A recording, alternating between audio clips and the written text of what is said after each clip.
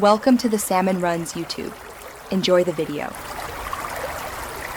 In this video, I will show how to make quesadilla with roti.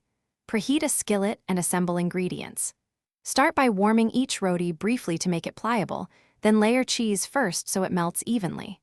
Add cooked fillings like chicken, beans, or sautéed onions and peppers, then top with more cheese for glue.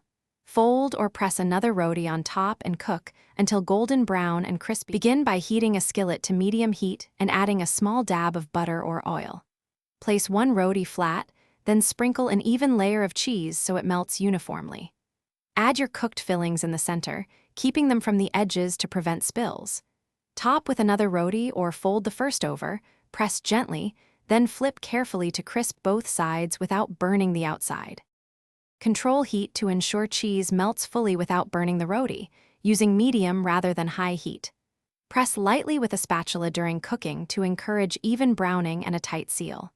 When both sides are golden, transfer to a board and let it rest for about 1 minute, which helps the cheese set and gives you clean slices.